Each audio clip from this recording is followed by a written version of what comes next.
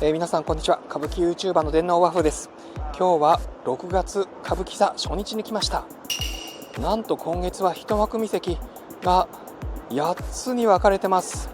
演目それぞれです。今月は世話物から荒事から舞踊、そして襲名口上と何が1位になるんでしょうか。全然分かりません。今日もランキングをお届けします。まずは5位から8位です。それでは大に具合の歌舞伎座に行ってみましょう。襲名披露公演6月だ。楽しみです。レッツゴ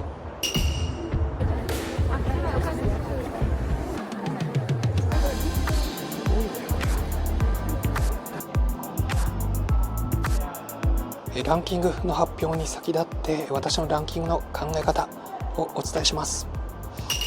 3つの重要なポイントがあります。まず私のドーパミンが上がるかどうか、ワクワクするかドキドキするか、そして深い感動があるかどうかというのが1つ目です。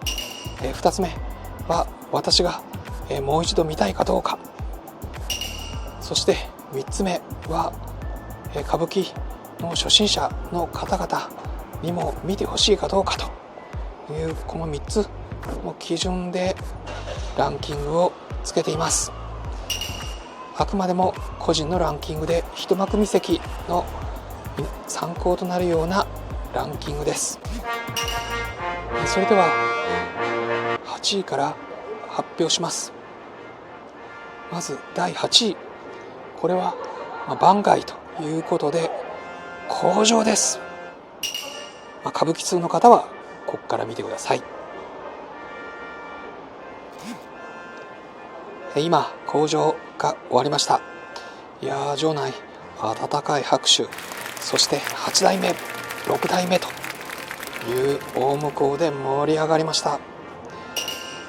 二左衛門さん、8代目、さんということで、音羽屋だけじゃなくて針山山のも、きちんと継いでいくだろうという話をしました。あと6代目の、菊之助さんに関しては踊りも基礎をしっかりとされていると、そしてお芝居も上品だという話をされました。梅玉さんたくさん、思い出とかを自分の言葉で、語られていました。勧進帳で、新吉五郎さんとそして團十郎さんと共演したと、2人の掛け合い、火花の散らし合いよりもさらに深いもので表されていたと言ってました。仲良く対決という言葉を言っていました。そして團十郎さん、2ヶ月目に襲名披露も入って、体を大切にして千秋楽までまずは乗り切ってくださいという言葉を8代目の菊五郎さん、そして6代目の菊之助さんに声をかけていました。そして新菊五郎さん、8代目の菊五郎さんですけども、私が株主総会、松竹の株主総会で聞いてきたように、松竹株式会社から許しを得てというふうに言っていました。そして伝統と革新を大切にしたいという話をされてました。ということで、今回口上の間結構6代目7代目8代目というそういう大向こうが印象的でした。ぜひ皆さんもこの口上、そして大向こう温かい拍手を聞きに来てください。以上、口上のレポートでした。次、ここからは本当に激戦で、あくまでも本当に僅差です。第7位は菅原伝授手習い鏡車引きです。今菅原伝授手習い鏡の中の車引きが終わりました。新菊之助さんが立派に梅大丸を務めました。松大丸を鷹之助さん、そして梅大丸を菊之助さん、そして桜丸を吉太郎さんというちょっと若くてユニークな組み合わせだと思います。そして藤原の紙幣を又五郎さんがやってます。素晴らしく力の入った、そして竹本もの語りも熱が入った、いい車引きでした。文楽だと、もっと短くて、そして実は梅大丸が長男だという設定です。その梅大丸を本当に菊之助さん立派に演じました。特に梅大丸元禄見えとか見えもたくさんあるんですけども、すごく見えの方が菊之助さん良かったと思います。今11歳だと思いますけども、声はもしかすると声変わりとかの影響があるんでしょうか、ちょっと辛そうなところもありました。あとやはり少し重い衣装をつけているせいか、少し、手とかが、揺れてるところもありました。やはりこれは大役なんで大変です。日が経つにつれて今日初日なんで、もっともっと良くなっていくと思います。あらすじ自身は、これは菅原道真、菅少将対藤原氏兵という対立です。そしてこの3兄弟が藤原氏兵側に松尾丸がついてしまう。そして梅尾丸は菅少将、そして桜丸は時代親王に仕えているという2人は菅少将側です。兄弟で戦わなくてはいけない。そしてこの2人あって、そして藤原の紙幣を襲おうということで、都の吉田神社の近くで藤原の紙幣に向かっていく。でもそこで、松尾丸も出てくる。2人を止める。で、車の中から藤原の紙幣が現れる。いやすごい迫力だということで、この梅尾丸桜丸の兄弟ひるむ場面もある。で松尾丸が成敗しようとするが、紙幣待て待てと、兄弟だろうと許そうということで、結局この次の対決はこの3人の兄弟の父親の祝賀が終わってからということで、力が入る戦い寸前で、無事に、終わりますという素晴らしい物語です。本当に歌舞伎の様式美を表している物語だと思います。荒事の代表作ですね。あと見どころ、松尾丸は一本筋の隈取り、そして梅尾丸は二本筋の隈取り、桜丸はむき身という隈取りの違いも、ぜひ見てください。吉太郎さんの桜丸、あまり弱々しくはない。でも、はんなりとうまく少しキリッとした桜丸だったと思います。菅原伝授手習い鏡の中のまずは車引きの場でした。第6位はお祭りです。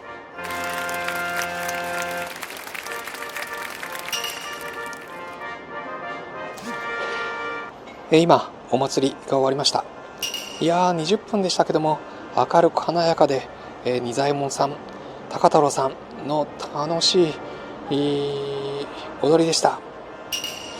実は同じ月今月博多座でこの祭りを勘九郎さんがやってます。そちらもどう出るかちょっと気になります。このお祭りは赤坂の比叡神社の山王祭りを表してます。お祭り系といえばやっぱり神田祭りが仁左衛門さん玉三郎さんのコンビで有名です。今回このお祭りは仁左衛門さんと、そして息子の高太郎さんということで、この2人もニコニコと楽しそうに笑いながらやっていました。神田祭りの仁左衛門さんと玉三郎さんのニコニコを彷彿とさせるようです。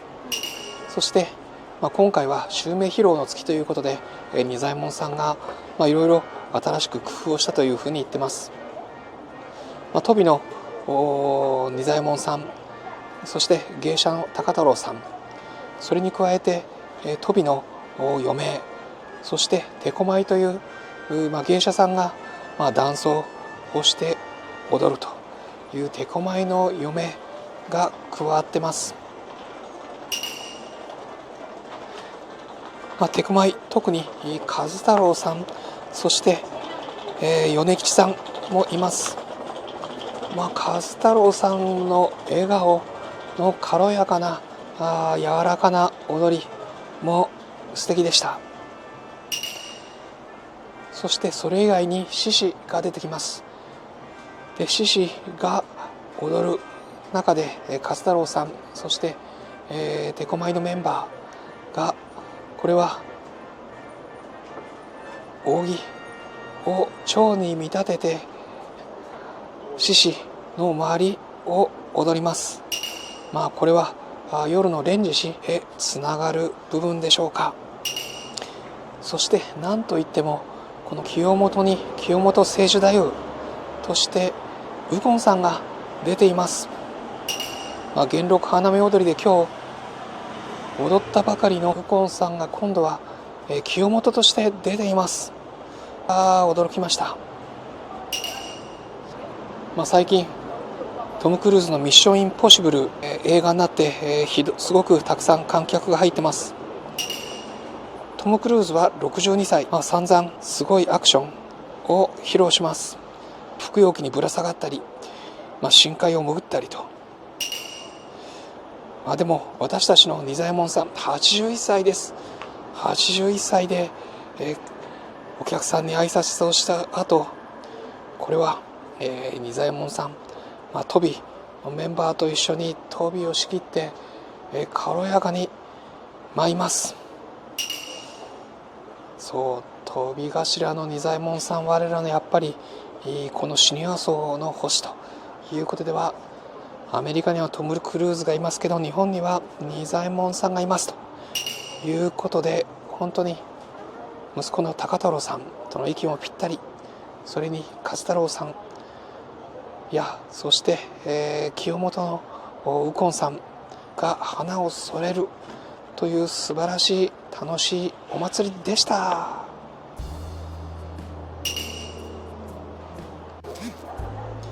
今回はこの役者を支える役ということで、清本で右近さん、清本英寿太夫が出ていました。同じように清本ではなくて常磐津の和栄太夫の話を6月19日に世田谷文化館で2時から公演をやります。役者と演者の内緒ごとということで、ここでしか聞けない話をします。本当は YouTube で動画を公開したいぐらいですけども、この毎月やってるこの講演会、やはり舞台裏を話すということで、毎月公開しないでクローズドでやらせていただいてます。よろしければ6月19日常磐津和栄太夫さんの話を聞きに来てください。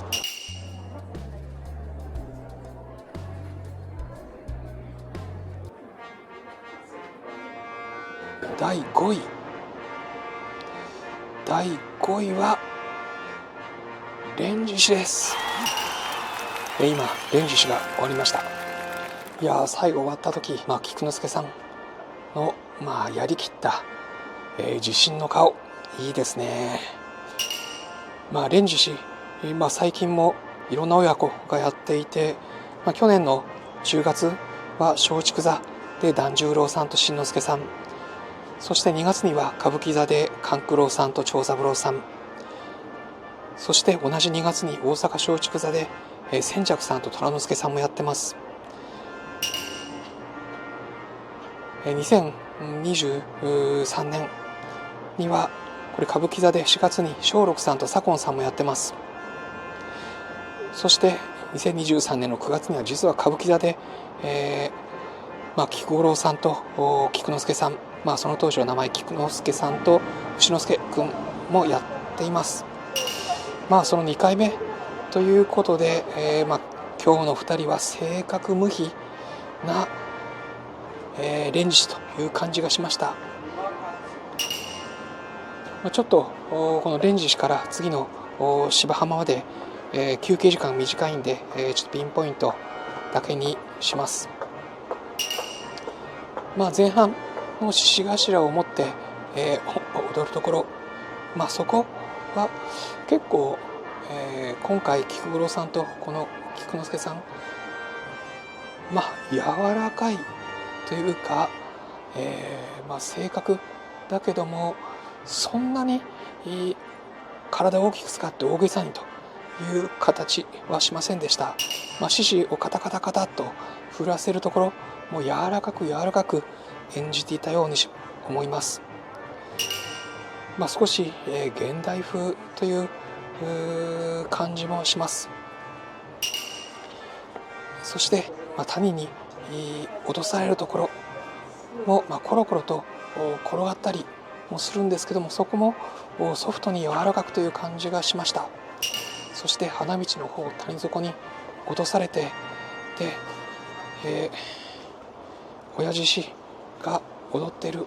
ですくっと小獅子が目覚めて、上がっていくとこ、それが終わった後、菊之助さん、少しほっと微笑む。そして、お父さんの菊五郎さんも少しふっと微笑みが見えたところが良かったと思います。結構他の親子だとこの悔しさとか嬉しさとかもう少し激しいんですけども、結構クールな2人という気がしました。あと2人の層が出てくるところは、今回は獅童さんと愛之助さんでした。獅童さんが法華宗、そして愛之助さんが浄土宗ということで、お互い違う宗派だと知ると、疎ましいということで、コミカルに観客を笑いに誘って、でも獅子が来るということで、逃げてきました。そして、毛振りのところです。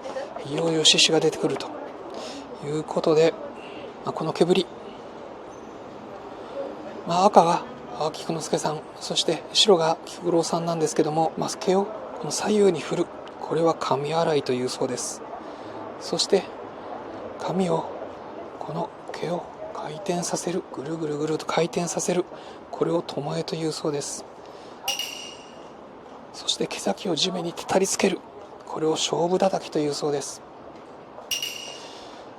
すごく菊之助さんも首だけで振らないで、きちんと腰と上半身を使って振っていたんで、とても大きく見えました。全体的にやはり、少しソフトで荒ぶらない、でも、親子の愛をほのかに感じる、全体的にクールでソフトな連獅子という気がしました。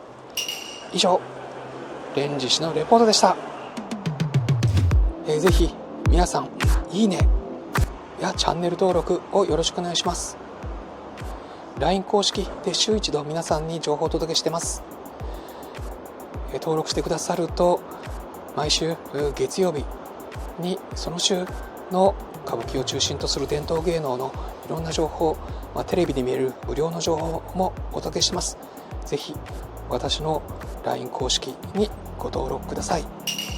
今月本当に襲名披露で、どれもレベルが高い。